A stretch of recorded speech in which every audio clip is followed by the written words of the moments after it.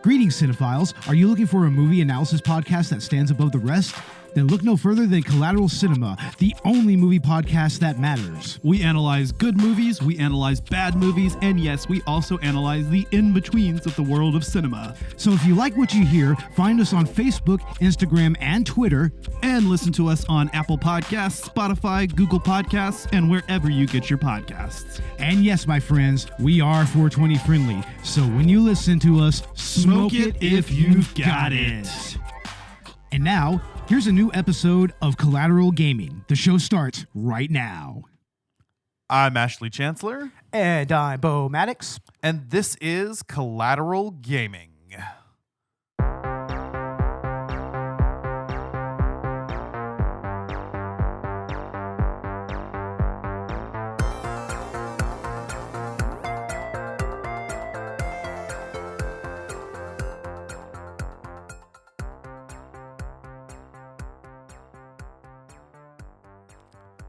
Welcome to Collateral Gaming, the only video game podcast that matters, where we focus on good games, bad games, and everything else in between in the world of gaming. We are podcasting straight from somewhere in South Texas, and yes, my friends, we are a 420 friendly podcast. So whatever you have, smoke it if you've got it, and you're gonna need it because it's Bad Game April. Ooh boy, we are definitely bringing out the stinkers this time, aren't we? Yes, sir. We are indeed. Yeah. And so this month we are starting with Mortal Kombat Mythologies Sub-Zero. And our next episode we'll be doing big rigs on the road racing. But tonight we're talking about Mortal Kombat. This is a pretty interesting game. It's a spin-off of the main franchise. Supposedly, there were supposed to be more of these Mortal Kombat Mythologies games, but because this one was such a stinker, they never did another one. And it's no wonder why. I mean, where were they getting off using Mortal Kombat controls to do platforming? Yeah, that's where this falls apart, because on paper, it sounds like a good idea, and there's some decent ideas at play here. In fact, I'm going to go ahead and say that this isn't terrible. It's not as bad as some of the other shit we've reviewed for Bad Game April and whatnot, but in execution, it's pretty fucking bad. But yeah, I think one of the main problems and one of the big disconnects here is that the game uses Mortal Kombat arcade controls with this like platformer action adventure gameplay. It's like a 2D style, almost Metroidvania in some of these levels, but doesn't nearly go into depth into that as it needs to. Yeah, definitely. I mean, with some of the level designs on some of these stages, it's like, it gets a little labyrinthine, and then you're just trying. I think James Rolfe as AVGN, he called it a "What the fuck do you do here" game. It is definitely a "What the fuck do you do here" game. Very much in that particular bailiwick. So yeah, you're going to be sitting here, kind of wandering around from top to bottom of these stages, and you're going to be wondering, oh well, what am I supposed to do? And then, I mean, usually it's just key fetching most of the time. Yeah. But even so, I mean, just the way that everything's just laid out in these levels, it's just, where are you supposed to go? What are you supposed to do? What are you supposed to get? It's just all kind of discombobulated, I guess the word is. Discombobulated, and the game offers almost no help, nothing in the way of tutorials or anything like that. So, you really just have to figure this shit out as you go along. Oh, this button does that. Oh, there's this a whole other menu with power-ups and items that I didn't find until the second level. Shit. And to add on to that, it is very labyrinthian in some of these levels, but the level design, I mean, it's so monotonous. It's so repetitive. All of these corridors look exactly the fucking same, and there's no in-game maps, so I can't make heads or tails of where I'm at, and I didn't care to. I didn't have that sense of wonder that you get in like a Metroidvania game, where you're trying to explore all these areas and look into every single passage and every fork. Like, I like to do that in those games. This one, I just didn't give a shit to, and I ended up consulting an online guide to just tell me what the fuck to do in a lot of these levels, because I just did not care to explore and find out on my own. Yeah, I mean, it just feels like the gameplay is just too sluggish for what it's trying to be. You know, like I mean, it's got very very precise platforming that you have to do. Yeah. But it's got that classic Mortal Kombat control design. You know, you have to push up to jump and everything, which I mean, yeah, that makes sense in a regular Mortal Kombat game, especially in the original 3 arcade games and everything. But here, it's like, I mean, you have to have a special button just to turn around and face your opponent. It's like, but you still have to press up to jump. It's like, that's backwards. That is backwards, yeah. So, you know, you're almost, lulled into a sense of complacency. It's kind of this false sense of, oh, these controls are familiar. I know what I'm doing. But then you discover that your character does not auto turn, which is so mind boggling because, I mean, all it would have taken is just to have Sub-Zero always auto turn to the nearby, the nearest enemy. And if maybe you wanted to add a manual button on top of that, sure, but he should always auto turn it when necessary. And he does sometimes here. It's a little hit or miss when you block or if you attack the enemy, he does it. But, it's just so discombobulating that half the time you end up pressing the turnaround button when you don't need to. And it's just an extra step that didn't need to be there. It's like that should have been the jump button with the option of using up to jump because it's familiar or the button. Absolutely. And I mean, what's really, really jarring about that is, I mean, the other controls are actually kind of okay when it comes to the actual fighting. You know? When it comes to your punching, I mean, it does have that classic control scheme, the high punch, low punch, high kick, low kick. And of course, in order to do any of the special attacks in here, it's just like in the fighting game. You got to do the classic, downright low punch to do the freeze attack and everything. Exactly. So, I mean, it just leads to gameplay that just it just feels like you're hitting a brick wall with this control scheme, I mean, it really does. Yeah. And it is so odd. Like you mentioned, the combat's pretty decent. It plays like it should. And, even with the special moves, which, by the way, I didn't realize this game had it. At first, I was like, oh, Sub-Zero doesn't have ice powers when I'm playing through the first level. I'm like, okay, that's weird. Maybe I get them later. Obviously, that's a big part of his character. And I didn't realize at what point I got him again until I got to the second level and I realized I actually had special moves now. But hey, they're there. They work. Some of them are more useful than others. There's like a upward diagonal and downward diagonal ice blast that you pretty much never use in the game except maybe when you're fighting the wind god Fujin, and at that point you may not even have the ability yet. I didn't.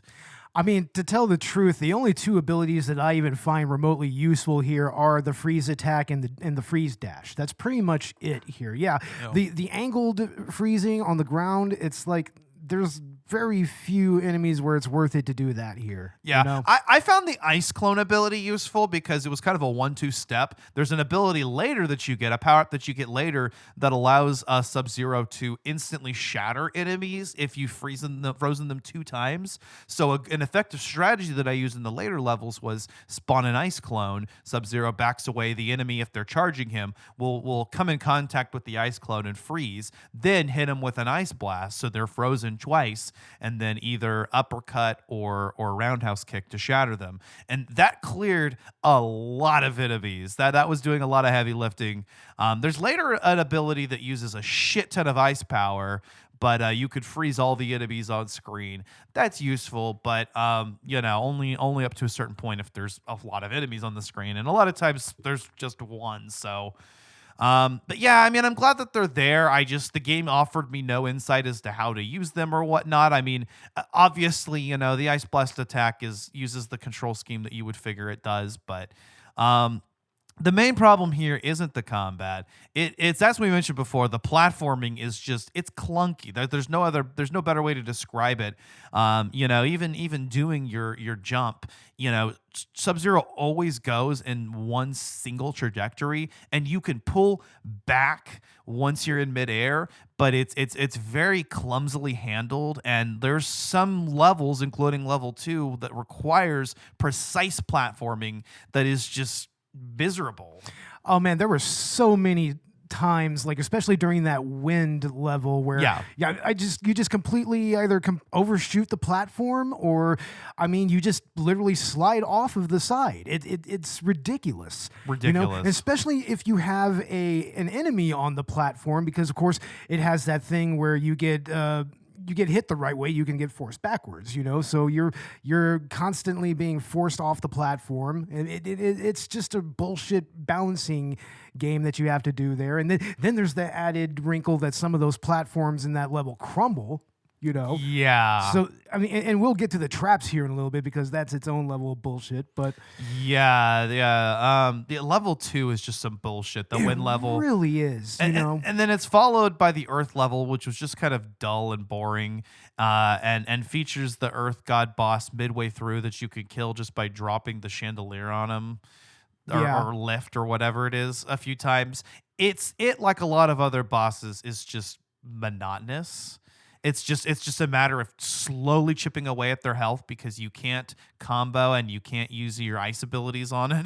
That's just what's so terrible about this game, is that, I mean, the bosses are just so cheap. Everything in this game is cheap. You know? It's cheap. Like you do have to kind of spam like sliding attacks in some bosses in order to even survive long enough to get a hit in. You know, or you have to spawn certain types of just spam an attack and just stick with it, you know? Yeah, that's essentially what the strategy becomes. It becomes a long, boring repetition of the same strategy over and over and over again. You have to be as cheap as the game itself in order to even get ahead here, and you should never have to do that in a game like this. Yeah.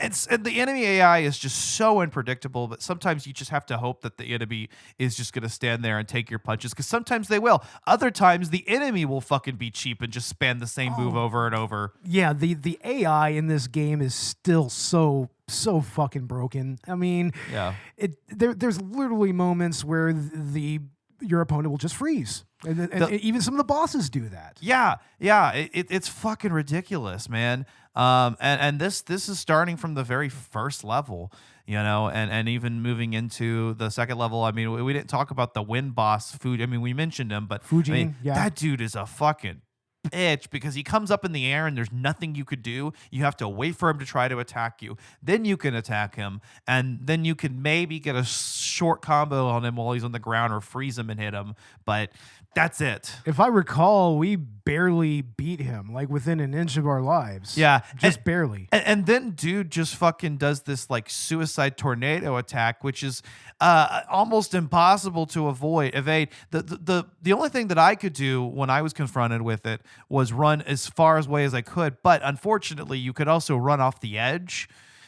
But eventually the pull of the wind becomes so strong that there's nothing you can do, and you start to get pulled away to it. So all I could think to do was run to the edge as long as I can. Stop for a second so I don't run off the edge, and then continue running towards the edge. And apparently, if you press down and crouch at the end, Sub-Zero will hold on. I didn't know that. The game certainly didn't tell me you could do that in that one particular section. Oh yeah, there's a lot of cryptic stuff in this game that, I mean, once again, it's like a what the fuck do you do game, and that definitely applies to a lot of the puzzles and a lot of the getting past a lot of the death traps and everything here. I mean, it's really bogus, man. Extremely bogus. Yeah. And again, that even goes back to the very first level. We kind of skipped over it, and we jumped in to talk about level 2 and level 3. But I gotta say that introductory level immediately prepares you for the bullshit. It immediately sets the tone for the bullshit that you're going to have to endure. And that's because of the death traps. Oh my God, these death traps. Yeah, they're so ridiculous. What? I mean, it's kind of obvious, you know. I mean, it's obvious death traps that you would find in a like a Shaolin temple, like giant pillars coming down to smash you, or swinging blades and everything. But I mean, yeah, it's really tricky to get the timing right to avoid them. I mean, you're going to get hit by these things at least once, and you're going to die multiple times trying to get past many of these. Yeah, so like you open up the game with you come across a couple enemies.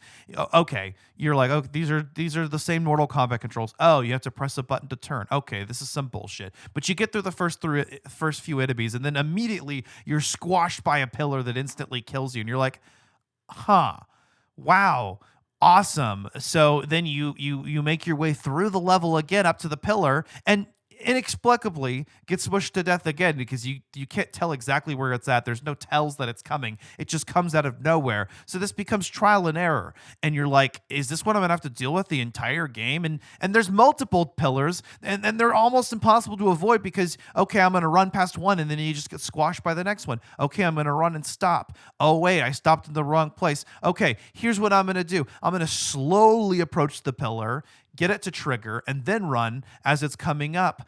Oh, wait, I'm still getting hurt because I'm too close. And that's your best strategy to deal with those traps. I mean, is basically take a little bit of damage and then try to get past it. And that's ridiculous. It's like you're chipping off health, when healing herbs are, they're not completely scarce, but they're not very plentiful either. Yeah. Here, so mind you, I wasn't aware of the items. Until I got to the second level. Because you got to remember, this is technically an action RPG. That's something we haven't touched on yet, is how the RPG elements play into all of that, and that's a real bullshit way that it plays in as well. Because if you have no idea that's a mechanic in this game and whatnot, I mean, you're not going to even know that you have your special abilities, much less items. Right, exactly. That's the issue I came across. Yeah. And the RPG elements are pretty light. I mean, it's just as simple as Sub-Zero gains experience the more enemies he defeats, and those experience grants you new abilities with each level up. Yeah. But it doesn't affect anything like your stats. Like his health doesn't improve, his ice meter doesn't improve. He doesn't get a better defense or better attack or anything like that. It's just the special moves, and I just wish that there was a little bit of growth if they were going to implement that system. Yeah, it's a very shallow RPG system. I mean, and you don't even really get any type of like stats or anything like that. Like, I mean, it would be nice to actually level up your attack, your defense, your stamina. Right, that's what I'm saying. Yeah, it's like, why? I mean, I'm pretty sure that there were games at that time that had those mechanics involved in them. So it's like, why couldn't we try to do this for this game? It would have been a great quality of life improvement. Yeah, I mean, if you're gonna cock tease us with RPG elements, at least just go in all the way and actually have go all in and have actual like stats and stat growth and whatnot. But no, you just get special moves that you may or may not be aware of. Screw it, let's throw in a world map while we're at it. Why not? Or an actual map at all. Yeah, even type of map, an actual map or anything. I mean, or like a hub world or whatever. Yeah, exactly. Give me the option to go and grind with Sub-Zero on some of these. I mean, you can grind, so to speak. I mean, the enemies will respawn, although sometimes they'll just respawn out of fucking nowhere. And just come right at you. And you're just like, what? They'll come right behind you when they weren't there behind you before, but they'll surprise attack you in the back, and there's nothing you can do from a hallway that you just ran across. And there was no enemies. It's inexplicable. And they come with the worst timing. And sometimes they sit on the edge of a platform and just continue to kick you off the platform or kick you into a barrier or death trap. It's so infuriating. And I got to tell you, I would not have cleared this game. This game would have been unplayable for me if not for the rewind feature that was available in the version that I played, which was the... I got the Mortal Kombat Legacy Collection, and I got that on Switch 2. It comes with several ports of arcade Mortal Kombat games, console Mortal Kombat games, and handheld Mortal Kombat games. It's got pretty much every port of a bunch of games, and it includes Mortal Kombat Mythologies Sub-Zero. And thank God there are save states and a rewind feature, because I would not have finished this without that. Yeah, I mean, I remember actually playing this with my buddy Joey when he bought it on original hardware. Yeah. And let me tell you, just the fact that you only have like 4 lives and a couple of continues, I mean, Yeah. you're lucky to even really make it to the 3rd level. I mean, unless you're just a primo Mortal Kombat player. And even then, I mean, once you get past the gameplay and the controls and everything, it's still wonky as fuck, you know? So Yeah, and it's just I can't fucking imagine. I would not have had the patience to play this on original hardware. Thank God I was playing a port of this that had some quality of life features like that. Otherwise, you would have had to use some cheat codes. You know, Right? because and that only gives you like 9 lives. It's like, and maybe like an extra 3 continues. There's a password system as well, so you can actually reload progress. But I mean, yeah, it's some bullshit. Honestly, a password system in any game is some bullshit. I don't like it. Well, back in this time, there would have been Game Sharks anyways. So just Game Shark it. Fuck it. Yeah. If you absolutely have to. And this came out on the PS1 and the N64, so I mean, they certainly didn't need to use a password system, but whatever. I also played the PS1 version of this game, which I believe is the superior version, as it actually has like full motion video cutscenes instead of slideshows. Yeah, and I think the graphic design is a little better on the PlayStation version as well. Yeah. It's a little sharper. Yeah, so I played a port of the PS1 version, and I think that's the better version. Also, because those FMV cutscenes are so much fun. Those are great. Oh my god, I love that those were made for this. I'm not gonna lie and say that I paid attention to the story at all, because I didn't. But those performances are hilarious, especially even when you get to Shinnok, who just sounds like a regular ass old dude. Yeah, they don't try to give him any type of booming godlike voice. He's just like an old man. And Quan Chi is hilarious as well. Quan Chi is great. He almost looks like David Draymond from Disturbed, but with face paint on. Yeah. Mixed with Pinhead from Hellraiser. So, yeah, that was a very hilarious representation of that character.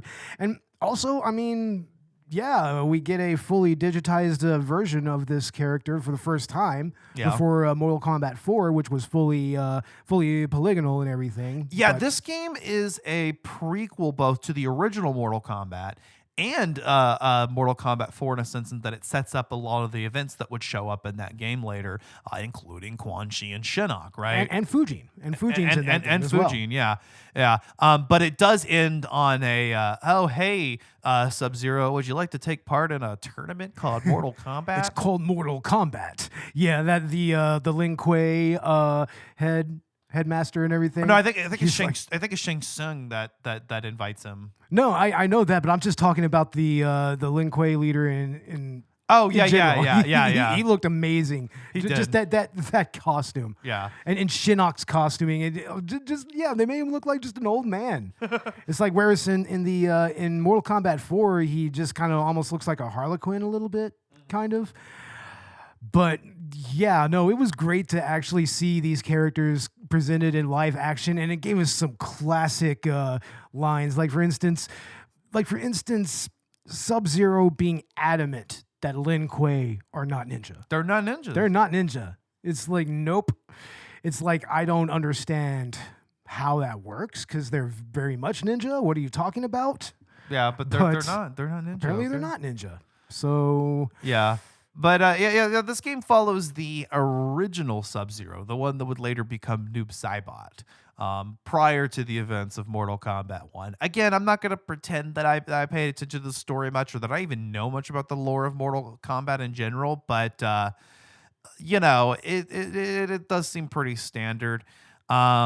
It does actually feature the fight between the original fight. I would say I want to think this is probably the first time that we got the fight between Sub-Zero and Scorpion. And you can kill Scorpion. You can also kill Serena later in the game. The only 2 parts of the game where you can even pull off a fatality, by the way. yeah, not that I was ever really good at doing fatalities in me Mortal either. Kombat. I mean, because no, some of that you pretty much had to do like a combo, pretty much. That's what it felt like. You were doing combos in like Mortal Kombat 3 or something like that. Like you had to do Yeah. it. You had to be like a certain distance away from your opponent. You have to put in the button sequence. And I fucked it up all the time. Yeah, I've never been good at that, especially with the classic Mortal Kombat games. Don't get me started on the brutalities in Ultimate Mortal Kombat 3. Like, I mean, just those long ass combo chains in general. Like, that was like really like advanced fighting game mechanics right there. No kidding. Yeah, I mean, people forget that the original Mortal Kombat, especially when it got to Ultimate Mortal Kombat 3, is a pretty intricate fighting game. You know, very intricate fighting system. And trying to translate this into a platform game, I mean, yeah, you have the run feature, which is I find less functional here than in the original game where it was in Mortal Kombat 3 where it was implemented originally. But yeah, I mean, yeah, it's just mind-boggling, you know? Mind-boggling is the right term. Yeah, for lack of a better term. Yeah, as far as I know, there are only 2 fatality opportunities in the game. One is with Scorpion early on in the first level, and the other is with Serena later on. And if you do the Scorpion one, Scorpion later shows up in a cutscene in the Nether Realm and references the fact that he's died. So that's cool. You get a little extra story there. Serena, actually, though, you don't want a fatality because if you don't, she'll actually join the fight against Quan Chi later, and she'll finish him off. Yeah, and unfortunately get offed by Shinnok right afterwards. Yeah. Unfortunately, I'm like immediately afterwards. He just dispatches her and has that look on his face. It's just like, yeah, that's right. I crop dusted this room. Yeah. I did it. Yeah, but then you don't even have to fight Shinnok. Like you beat Quan Chi, right? And then you don't even actually have to fight Shinnok. You just have to freeze him, teleport behind him, grab his amulet, and then run out the portal like a bitch. Yeah. I mean, it would have been a little more satisfying to just, you know, kill Shinnok like that. But then again, we wouldn't have had the Mortal Kombat 4, you know, so. Yeah, that's the thing is I guess they can't break the timeline. But we still could have fought him and defeated him. It is kind of weird how they just kind of omit the final boss like that. It is strange. It makes Quan Chi the final boss, I guess, and he's really not even that difficult. It just kind of makes you wonder if they should have even really included Shinnok in that way in the first place. I mean, I understand you're trying to set up Mortal Kombat 4 and everything, but yeah, maybe just tease him, you know? Yeah, give it a little teaser, like maybe at the end of the game or something. Yeah. You know? It's also just some bullshit that, like, the way that amulet even comes into play, because I mean, you make it through. So after the tutorial level, the first level, you end up having to go to each of the like temples of like each of the 4 elements, wind, earth, water, and fire. Yeah. And then you go to the once you get to the fire temple, you apparently didn't need to do all of that because the amulet that you're looking for is there. But then Quan Chi comes out of nowhere on a platform that he just could not have been on with you, just randomly, and then there's no cue that he teleported or anything like that. He's just there, swipes the amulet from you. Oh, take that. Yeah. Raiden, Like, Raiden comes in and tells you that you fucked up and then sends you to the Nether Realm. Yeah, it is interesting to have Raiden show up in this game. I mean, obviously he's going to be looking after the events of everything, but yeah, I mean, once again, really cool to see all these Mortal Kombat characters done in live action, and I kind of sort of wish they could have done that in another, like even in the previous Mortal Kombat games. Even Mortal Kombat Trilogy, have a little intro with all of the characters doing martial arts and have it live action. That would have been amazing. Yeah, fuck yeah, that would have been amazing. Thousands of years ago, the Earth was devastated by a battle between the gods. It was a war between good and evil. A war that would decide the fate of the world and plunge it into centuries of darkness. Now, the war is in danger of being fought once again. Only one mortal can stop it. But no, yeah, it's that we have this. And yeah, it's just it's middling at best. It's not fun. It's not a good time. And none of the levels are any good. I mean, we already talked about like the first 3 levels. The water level is some other bullshit. That level is just full of not only a labyrinthian design of hallways and corridors that look exactly the same, but you have these like water these water sections with eels that are coming into it, and pipes that you can't jump over, and platforms that you have to wait for agonizingly. And then one of the doors that you have to open with one of the keys, it just bursts a huge wave of water at you, and you have to run all the way and slide underneath the door in order to survive it. Yeah. And everything. So yeah, they even set up water traps for you. Yeah. The part where you have to slide into the door. Oh my God, that was some bullshit. Again, thank God for the rewind feature, because Yeah. that just saves me having to agonizingly work through the level again, which I don't want to do. There's a section in, I think, the Earth level where you have to fucking like where if you don't have the key, like you come down a rope and then fall off at the end, and there's a place to use a key there, which you have to open the menu to do. And if you don't have the key, it doesn't seem that there's any way out of that pit. Yeah, it almost practically soft locks you somewhat. Yeah, and So then I think in the AVGN video we watched, we actually saw him get crushed there. yeah, so that didn't happen in our playthrough though. No, maybe because we didn't stick around long enough. I don't know. I guess that would make sense that instead of soft locking you, the game would just kill you. Oh, if of you course. wait long enough. So Yeah. maybe they were smart enough to do that. I don't know. I just remember being there and being like, oh, I can't get out of here. Okay, let me rewind. Yeah, there you go. But I remember thinking, like, I can't get out of here. Like, why the fuck would the game put me here? And you can come across this area and not get the key. And it's not ever obvious where you're supposed to go or what's the beaten path. It's just kind of trial and error and guess. And that is kind of where that Metroidvania quality exists. But like I said, it's just not implemented well. These areas all look exactly the same and within these levels, and they're not fun or interesting or offer any variation in the design. Man, if only they would have went all in on being full on Metroidvania. I mean, that could actually have really worked with the way that this game is set up. When with the RPG Yeah, elements, they with the could have RPG elements, dug exactly. deeper into the action RPG elements and dig deeper into the Metroidvania elements, and there you go. Yeah, but I mean, You could have had something like Symphony of the Night. exactly. I mean, Metroidvanias were starting to take shape around this time, so I mean, they could have taken that influence reasonably, Yeah. you know?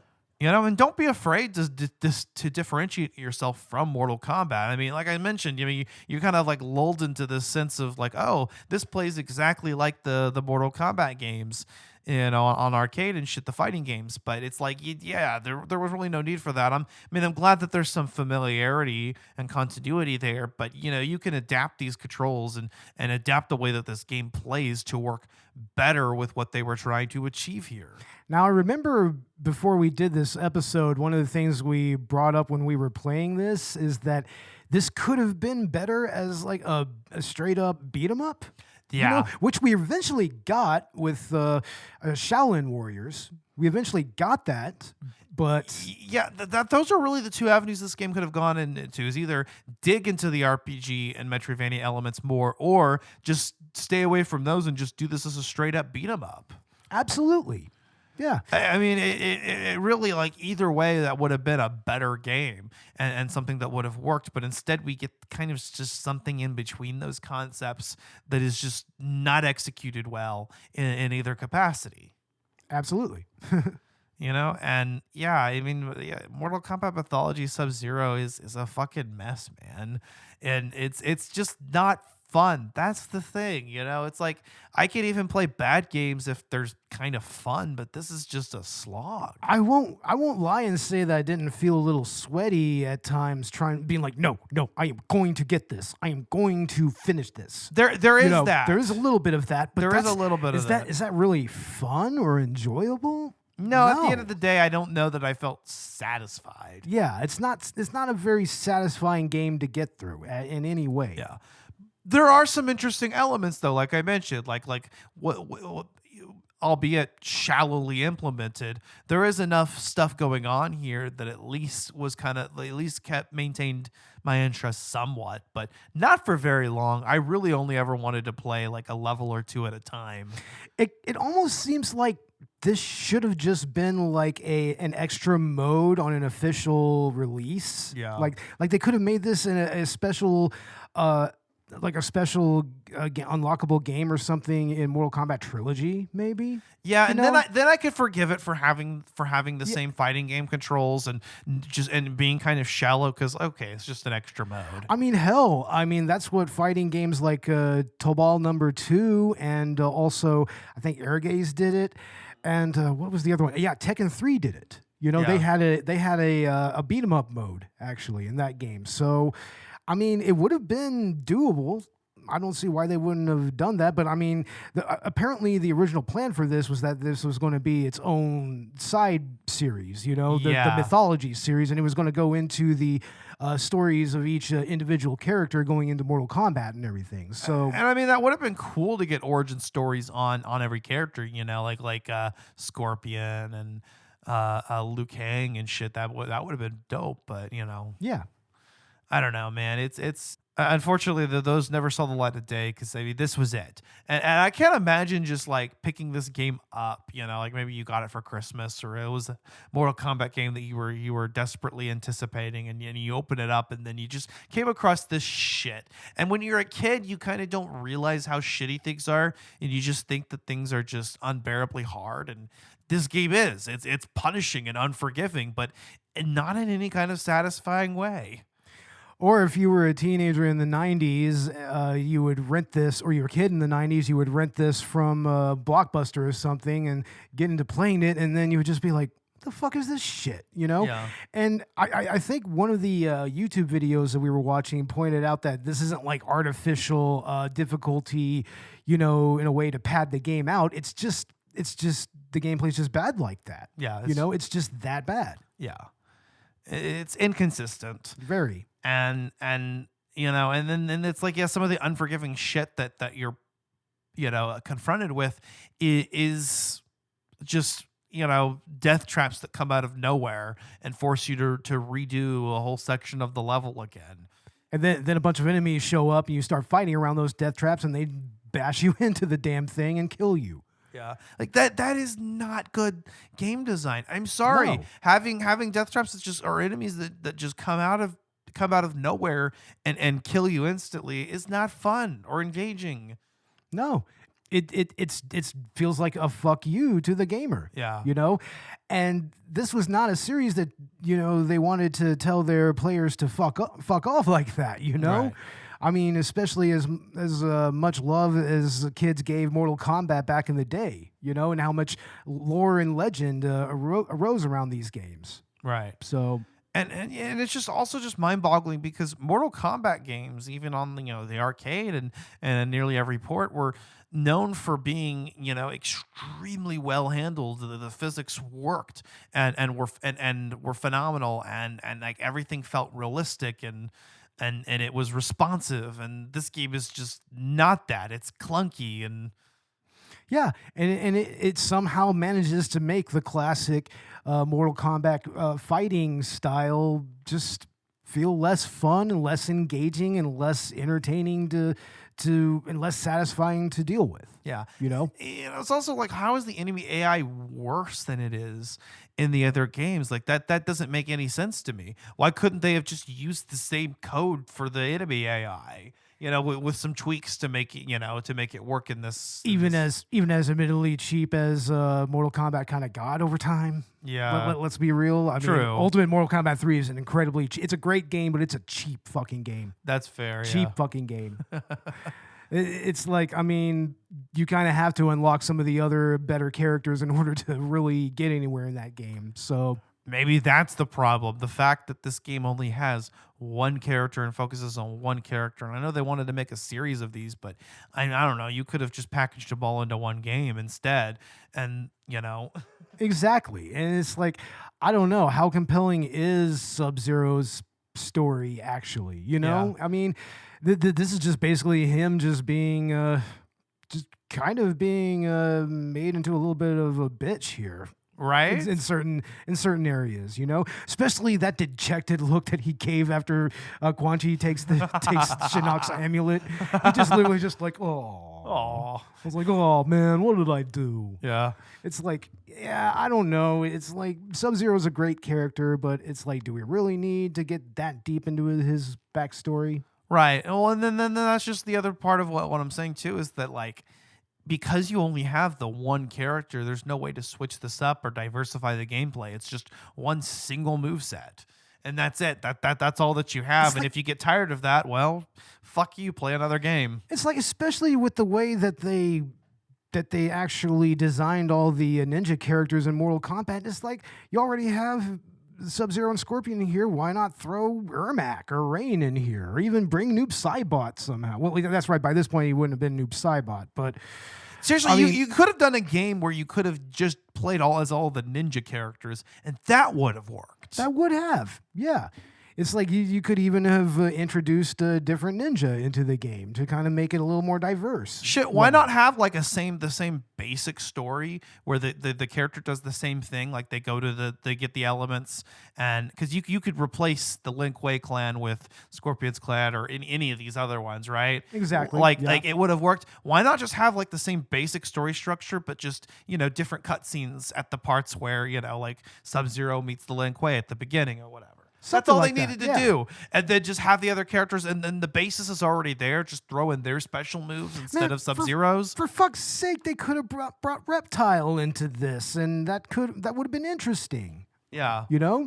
Yeah. See, that would have been so much better. It's just a game that just had a basic story that was swappable between each of the different ninja, and that way you would have added some replay value, because like I don't see myself ever wanting to play through this again. I have literally no incentive to. No. And another thing that's very notable here that gets completely lost in this game that I think is very important to Mortal Kombat in general is the humor. Yeah. You don't get, of course, you're not going to get a toasty, or you're not going to get any of the like babalities or friendships or anything like that. That's true. That's completely, it's completely lost in this game. What humor is found in this game is all unintentional. Exactly. It's all and it's all mostly in the PlayStation version. So yeah. It's like this game just becomes a boondoggle because of that, Yeah. Exactly. Yeah.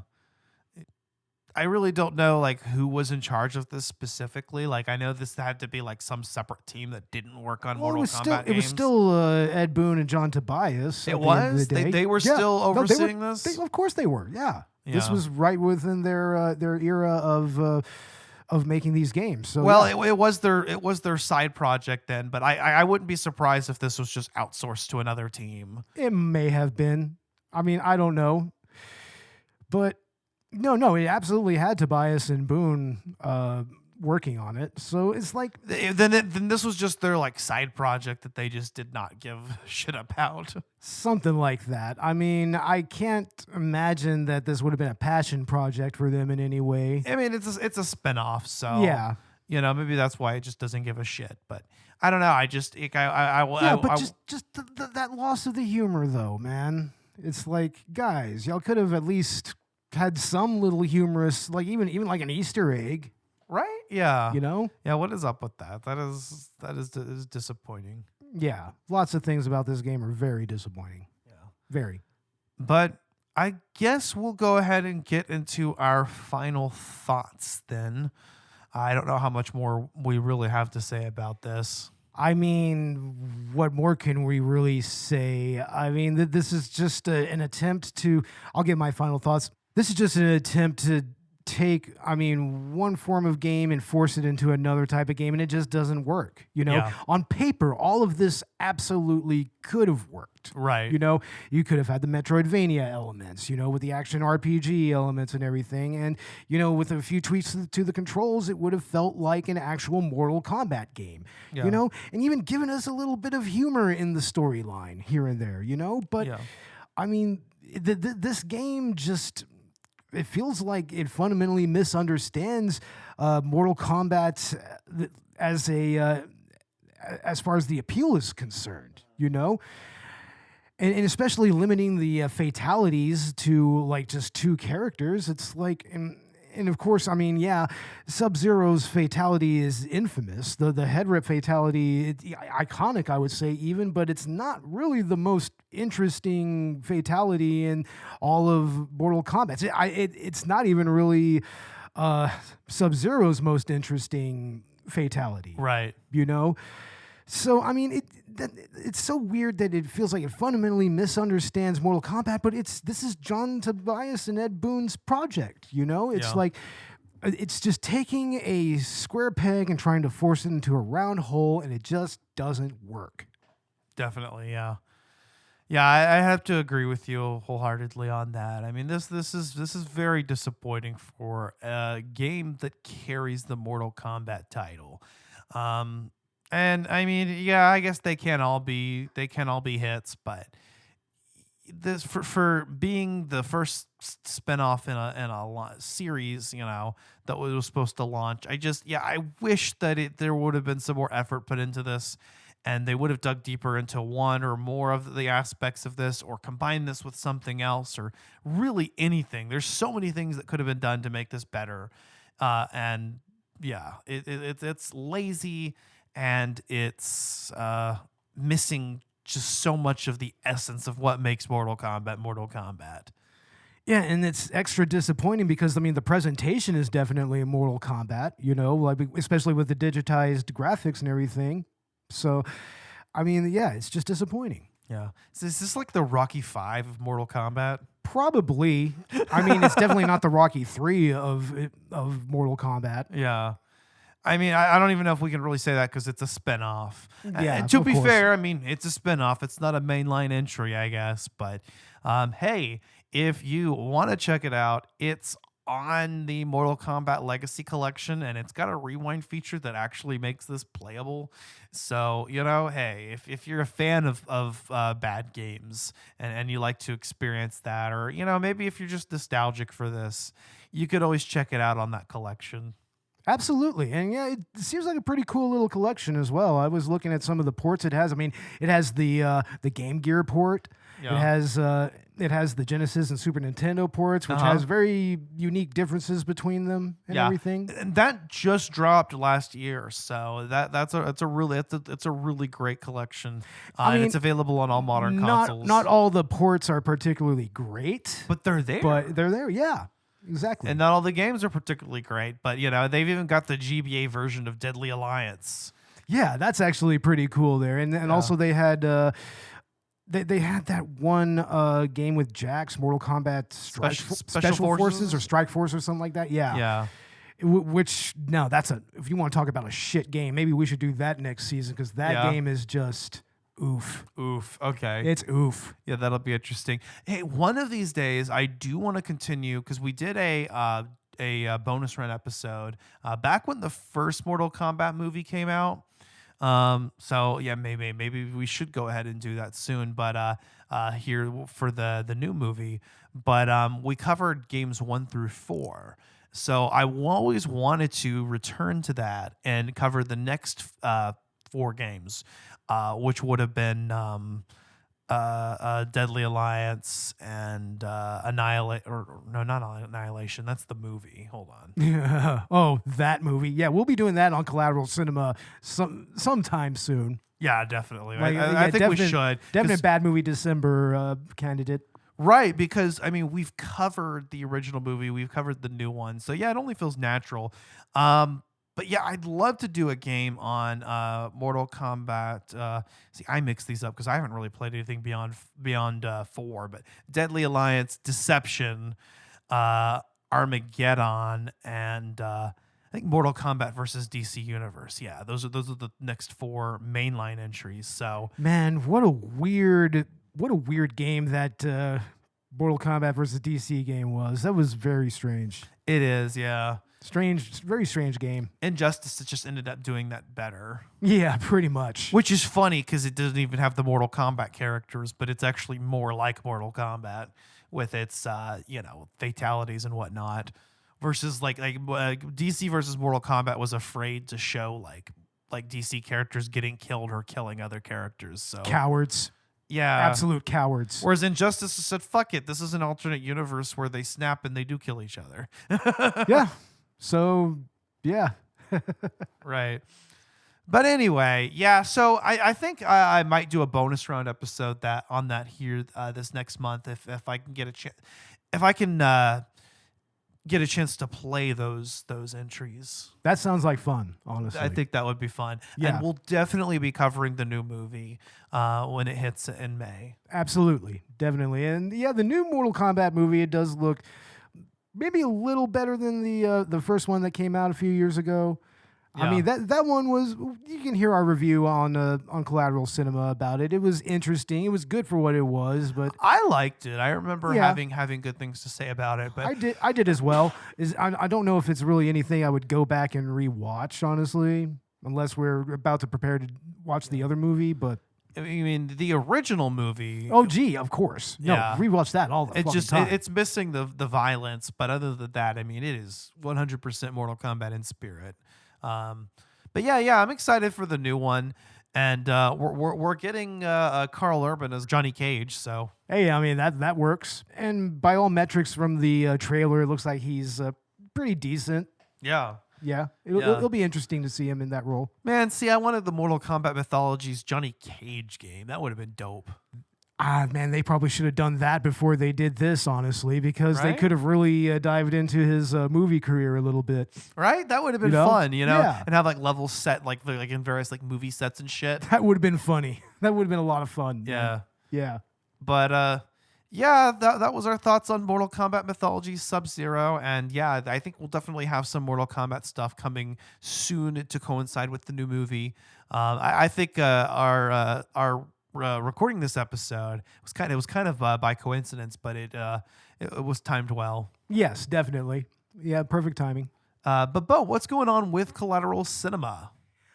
Well, at this moment, as of recording, we have our Rocky 5 episode out with Kevin from the podcast That Wouldn't Die. That's out right now. And we will have our 420 special coming very soon. And that's going to be Mystery Science Theater 3000, the movie, with Cat Bus Russ from I Dig Crazy Flicks. And we will also have our season finale, our season 9 finale with Kaylee from Once Over with Kaylee. And we talked about Salo, or the 120 Days of Sodom. Very interesting episode, that one. Yeah, Very, very interesting. yeah, another case of interesting timing by happenstance. Uh-huh. Yeah, no kidding. But yeah, I'm excited for all of that. Also, we will do an At the Movies review on Project Hail Mary, and a collab episode on Super Mario Galaxy, and like I mentioned, Mortal Kombat as well. So yeah, there's a lot of new movies coming into theaters that I definitely want to cover this year. Yeah, I'm looking forward to a lot of the movies that are coming out. Yeah. To be honest, there's going to be some interesting movies coming out soon. For real. But as for Collateral Gaming, as mentioned before, our next episode will be Big Rigs, so stay tuned for that. That'll be our next numbered episode anyway. But we should also have out our 420 special, which is also a collab with Collateral Let's Play. So Bo and I played through Pepsi Man, and that was fun. That was a good time, right? Pepsi Man! Pepsi Man! Pepsi Man. Yeah, I've been hearing that in my head constantly since we played that. Oh, what a fucking challenging game that one was. Yeah. Jesus. But we had a blast with that, so stay tuned for that, or if that's already out. It depends on if this comes out before 420 or not. But yeah, that'll be out 420 day. We will also have a 420 edition of Collateral Gaming bonus round, where we're gonna cover Super Smash Brothers and Mario Party. So one of these nights, Bo, you and I are gonna play those. That'll be a lot of fun. I do like Smash Brothers and I do like Mario Party. Yeah.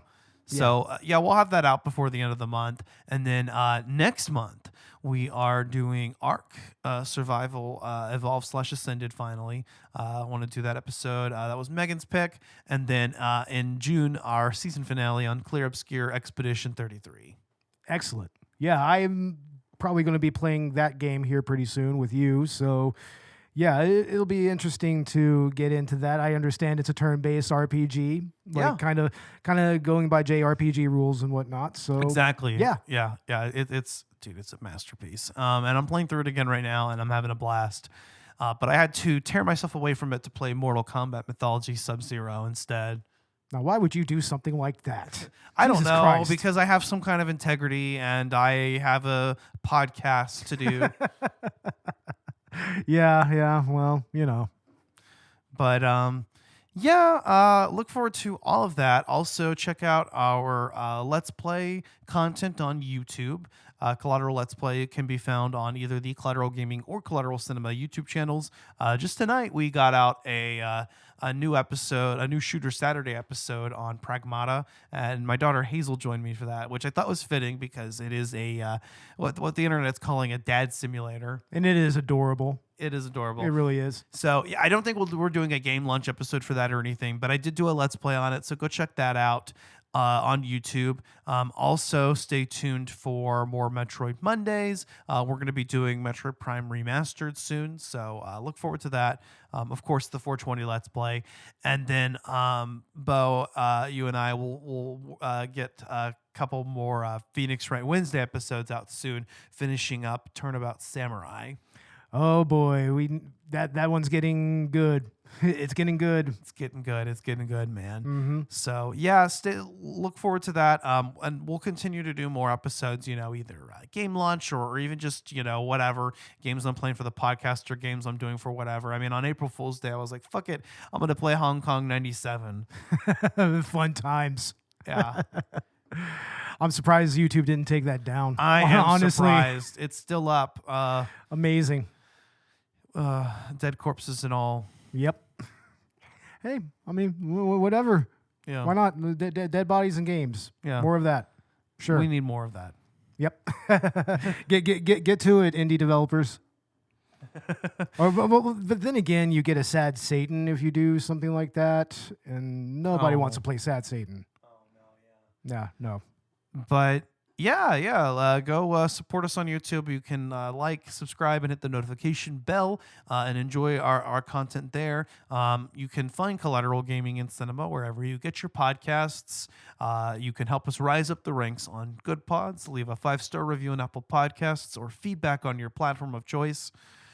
We do also have a Patreon where you can get access to exclusive Let's Plays and movie commentaries that you won't find elsewhere or on Podbean Patron.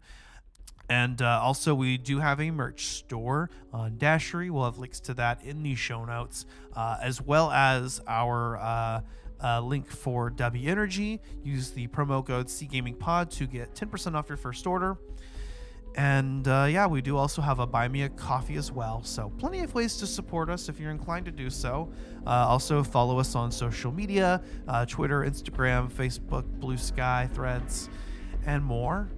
And yeah, I guess that's just about it. Yep, definitely. All right. Well, with all that being said, I've been Ashley Noob Cybot, Chancellor. And I am Bo Ermac Maddox. This was Collateral Gaming, and we are out. Out. Finish him!